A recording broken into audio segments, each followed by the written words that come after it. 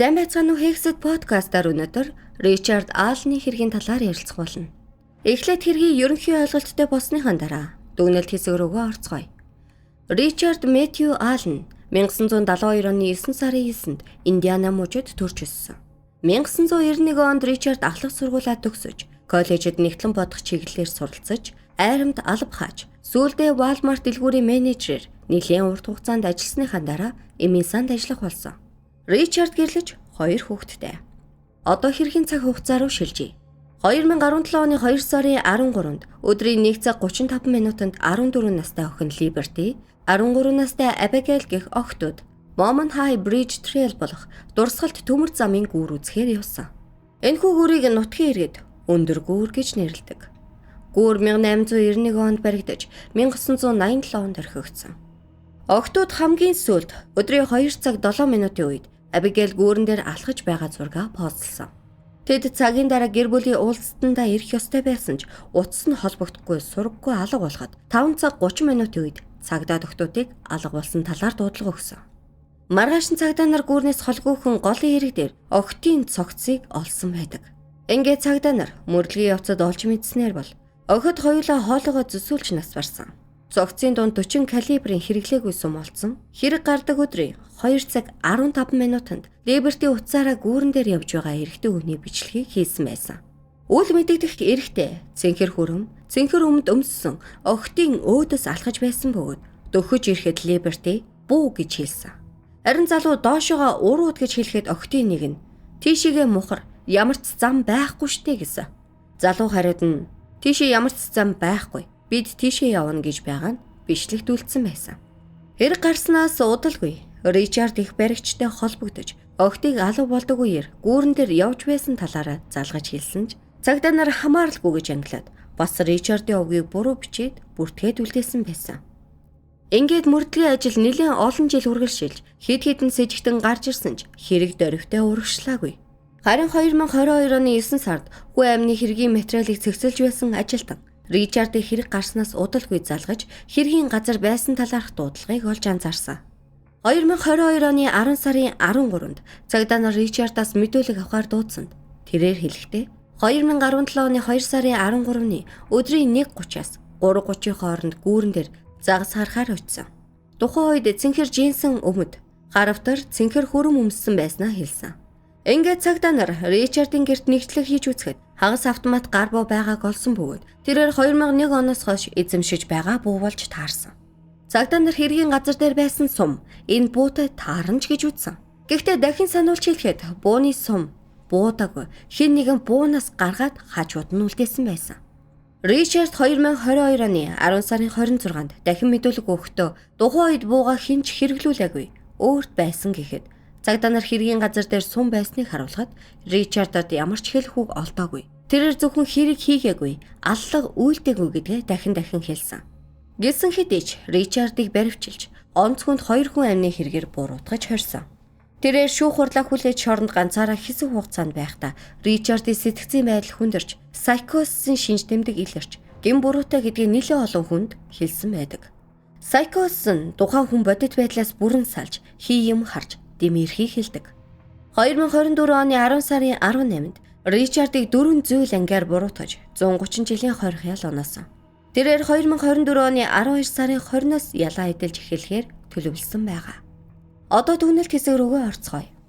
Ричард Аллен өөрийгөө гин буруугүй гэж үзэж байсан. Түүнийг буруугүй гэсэн олон хүмүүс бас байсан. Тэрээр сүлд гин буруутай гэдгээ ихээр хүлээж байсан нь сэтгцийн эмгэгээс болсон байх боломжтой. Дүншлэн Ричардыг буруутгах баттай нотлохой байхгүй гэж маргасан ч мууж эсрэг байр суурьтай байсан бөгөөд шүүхээс мөрдөн байцаалтанд Ричард хэрэгээ хүлээсэн болохоор гин буруутай гэж үзсэн. Тэгэхээр Ричардыг гин буруутай эсэх тал дээр нотлох баримтуудыг авч үзцгээе. Ричардын гэр төмөр замын гүрнээс 4 км-ийн зайд амьдардаг. Тэгэхээр эргэн тойрноо сайн мэднэ гэсэн үг. Ричард аллах гардаг өдөр тэр цаг хугацаанд гүүрэн дээр явж байсан. Тэрний гаднах төрх, нас, жин, хувцлалт, бичлэгтэй харьцуулахад таарч байгаа. Гүүрний ойролцоо Ричардын машин байгааг гэрч харсан. Гэрчийн хэлснээр бол тухайн үед Ричард ганцаараа явж харагдсан. Дараа нь 2 цаг 30 минутаас хойш өөр хүмүүс явж байгаа нь харагдсан гэсэн. Охтын утсан дээрх бичлэгэн дээр буу гэж хэлсэн. Ричард буу эзэмшдэг. Цагдаа нар Ричардын бууг хэргийн газараас олдсон сумтай таарна. Бас Ричардын хоолой гүүрэн дээрх залуугийн хоолойтой таарч байгаа гэж үзсэн.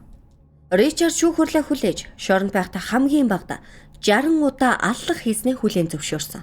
Тэрээр сэтгцийн эмч, бусад хоригдлуудад, шоронгийн ажилтнуудад ээж эхнэртэй хэлсэн байдаг. Сүүлд задарсан мэдээллээр бол Ричард тухайн үед нэг фургон 230 минутын үед харсан гэсэн. Энэ мэдээлэл нь олон нийтэд гараахан ил болоогүй байсан. Одоо цагаатах талаас нь авч үзье. Хэргийн мөрдөн байцаалд маш тааруухан явагдсан. Цагдаа нар нотлох баримтаа алга болгож, гэрчийн мэдүүлгийг бичлэг хийхээ мартаж, хэргийн материалуудыг буруу ангилсан. Алдагдсан нотлох баримтууд донд Ричардыг цагаатах материалж байсан байх боломжтой. Гэхдээ одоо мэдэх боломжгүй. Ричардын хувьд аллах хийхээр хүнтэй адилгүй. Жишээ нь Ричард доктортой хайр дурлалын харилцаатай, доктортой ажил төрөл эрхэлдэг, өмнө нь гэмт хэрэгт орооцолдож байгаагүй. Хэрвээ Ричард алуурчин байсан бол яагаад цагдаа нарт хэргийн газар байснаа хэлнэ гэж. Ричардыг хэлхээс өмнө цагдаа нарт ямар ч тэрнийг онилсон сэжүүр байгаагүй. Тэглээч аллах үйлцсэн бол яагаад өөр тишээ нүүж зүхтахайг оролдоогүй юм бол? Гэрчүүдийн хийснээр Ричард ганцаараа явж байгааг харсан гэсэн ч тухайн хүний харах өнцөг тэгж харсан байх боломжтой. Төмөр замын гүүр бол том. Тэглээч доош жалах сүвэнд хүн отоод байсан байх боломжтой. Ричардыг хэргийн газартай холбосон ямар ч ДНЭ, ямар ч зүйл байхгүй. Ричардыг Ford Focus гэх машиныг гэрчүүд харсан гэсэн ч гэрчээс тодруулга авахад өөр загварын Ford Focus болж таарсан. Дүүншлэн гэрч хэлэхдээ 20 гаруй насны 100 зэргийн нуруутай эрийг дүрсэлсэн. Ричардтэй таарахгүй байгаа. Өөр нэг гэрч хэлэхдээ Ричардтай адил хүн харсан гэж хэлсэн ч тодруулахад яг ямар хүн харснаа санахгүй байсан. Бас өөр нэг гэрчийн хэлснээр бол шаргал болтойтой, шавартай өмдтэй хүн дүрсэлсэн. Гэхдээ бичлэгэн дээр байсан хүн бол цэнхэр хүрэн, цэнхэр өмдтэй хүн. Хэргийн газраас олсон 40 калибрийн сумыг Ричардын гар бууны сум гэсэн ч гал нь эсвэл улмөр байхгүй. Энэ сум өөр буунуудад ч гэсэн таарна гэсэн үг.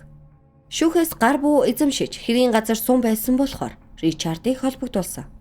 Либертэй охины утсанд 5 цаг 40 минутын үед хэн нэгэн утсанд нь жихвч залгаж оройн 10 цаг 32 минутанд салгасан. Хэрвээ тийм бол Ричард алуурчин гэсэн үг биш. Энэ хугацаанд өөр газар байсан. Ричард шоронд ганцаараа хоригдохдоо аллах үйлдэггүй гэдээ удаа үгүйсгсэн ч сэтгцийн эмгэгийн хүндрэлээс болоод дахин гин бурууга хүлээж эхэлсэн. Сэтгцийн эрүүл мэндийн дүгнэлтээр бол Ричард сэтгэл гутралтай, хий зүйл харж дэмэрдэг, хүний хараат эмгэгтэй байсан. Хүний хараат эмгэг бол бусад хүмүүсээс бүх зүйл нь хамааралтай. Юу хийх, хэлэх зүйл нь бусдаас шалтгаална гэсэн үг. Сэтгцийн эрүүл мэндийн эмч нар ч гэсэн тэрнийг өвчний шинж тэмдгийн хуурамчаар үйлдэггүй. Үнэхээр сэтгцийн эмгэгтэйг баталсан. Ричард шоронд байхдаа камерын бичлэгт бичигдснээр тэрээр өрөөндөө чармай нүцгэн, баасаа идэж, толгоогоо хан цавж байгаагаар гарсан. Тэрээр ийм байдалтай хэрэгээ хүлээж мэдүүлэг өгөхдөө Ричард охтыг буудаж алсан гэсэн. Гэхдээ охтыг эртээ хутгаар алсан. Тэрээр охтыг алсныхаа дараа булсан гэсэн ч охтыг булаагүй үлдээсэн байсан. Тэрээр мөн өөрийн ачцээ, гэр бүлийн гишүүдээ ч гэсэн алсан гэсэн. Гэхдээ өөр ямар ч хүний амь үрэгдээгүй. Ричардын өмгөөлөгч өөр хүмүүс аллах үйлцэн байх боломжтой гэсэн онолыг дэвшүүлсэн ч муужаас хүлээж аваагүй. Гэхдээ хүн амны мөрдлөг хийж байсан 3 цагта энэ онолыг дэмжсэн байдаг. Тэгэхээр эдгээр бүх нотлох баримтуудыг харгалзан үзээд Ричардыг алгын хэрэгт буруутай гэвэл маш эргэлзээтэй, гин буруугүй байх өндөр магадлалтай. Ричард хэрэгээ хүлээж гүүрэн дээр байснаас өөр нотлох баримт тэрнийг буруутан болгохгүй. Хэрвээ сэтгцэн эмгэг нь дордоогүй байхад мэдүүлэг авсан бол арай барьцтай тодорхой зүйл мэдэж болох байсан ч сэтгцэн өөрсдөөсөө болоод хүн юу гэж хэлнэ тэрнийг дагаж өөрийгөө буруутан болгосон. Тэгэхээр энэ хэрэг дээр Ричард алуурчин гэж үзвэл юу болсон талаар таамаглал дэвшүүлье. Ричард өөрийгөө аллах үйлдээд өөртөө холбоотой нотлох баримт үлдээсэн эсгээ мэдхийн тулд цагдаа руу залгасан. Гэсэн хэдий ч цагдаа нар буруу ангилаад дуудлагыг үл ошоосон. Ингээд Ричардыг хинж барихаар ирэхгүй болохоор өөрийгөө буруутгах нотлох баримт байхгүй гэж үзээд гэрээсээ нүүж нуугдахыг завдаагүй. Ричард хэрэгээс мултарлаа гэж бодож байсан ч эцэст нь баригдаж шүүх цагдаагийн дарамт шахалт хүнд болоод ирэхэд хэрэгээ хүлээхээс өөр аргагүй болсон. Тэрээр сэтгцэн эмгэгтэй бодилж болсон явдлыг буруу хэлсэн ч зөвхөн хэрэгээ хүлээх тал дээр л анхаарч байсан. Цагдаа нар ч гэсэн Ричардыг буруу тэсгийг үл харгалзан мэдүүлгийг хүлээн авсан. Хэрвээ Ричард цагдаа руу залгаагүй байсан бол хизээч баригдахгүй өнгөрөхөөр байсан. Хамгийн анх алгын хэргийг олон нийтэд мэдээлэхэд олныг хамарсан сэрдхийлсэн хэрэг болох нь тодорхой байсан. Гигэн цагаан өдөр 2 охиныг үл таних хүн алсан. Алуурчны ганцаараа эсвэл хэд хэдэн хүн хэргийг үйлцнийг хинж мэдэхгүй байсан. Хэрэг гардаг өдөр охин зориг гарган үл таних эрэгтэй бичлэгийг хийсэн нь цагдаа нарт сэжүүр өгөхөд маш их тусалсан.